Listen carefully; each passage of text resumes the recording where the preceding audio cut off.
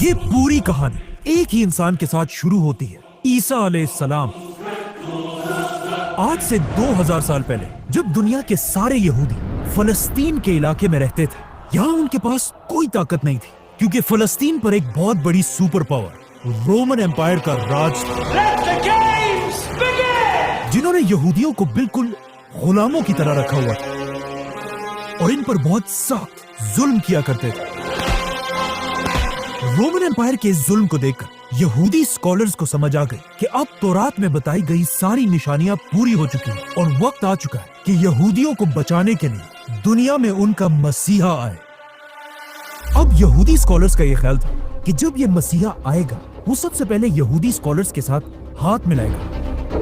انہیں شاباشی دے گا اور ان کا دوست بنے گا، لیکن ایسا بالکل بھی نہیں ہوا۔ عیسیٰ علیہ السلام بار بار لوگوں کو جمع کر کے ان یہودی اسکالرز کے خلاف بولنے لگے اور لوگوں کو یہ سمجھانے لگے کہ آج ہمارے ریلیجن کو ان یہودی اسکالرز نے بگاڑ دیا ہے، اور عیسیٰ علیہ السلام کی انہی باتوں کی وجہ سے یہودی اسکالرز ان سے نفرت کرنے لگے اور رومن امپائر کے ساتھ مل کر عیسیٰ علیہ السلام کو مارنے کی سازش کرنے لگے۔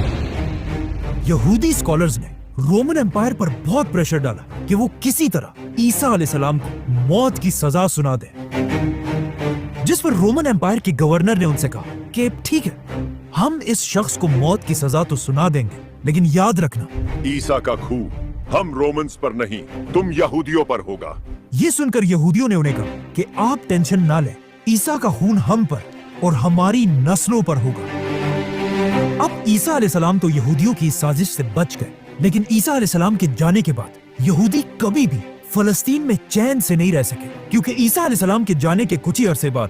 رومن امپائر اور یہودیوں کے درمیان ایک بہت بڑی جنگ ہوئی،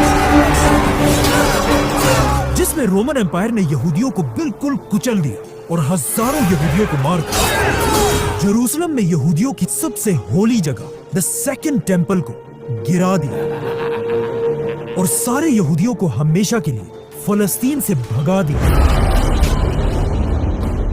جس کے بعد مجبوراً یہودی فلسطین کو چھوڑ کر پوری دنیا میں پھیل گئے، اور اگلے 500 سال تک دنیا کے ہر یہودی کی یہ خواہش تھی کہ کسی طرح دنیا میں کوئی میریکل ہو اور یہودی واپس فلسطین کی طرف جا سکے، اور ایگزیکٹلی ایسا ہی ہوا۔ یہودیوں کے فلسطین سے نکلنے کے 500 سال بعد دنیا میں ایک نئی ریاست بنی،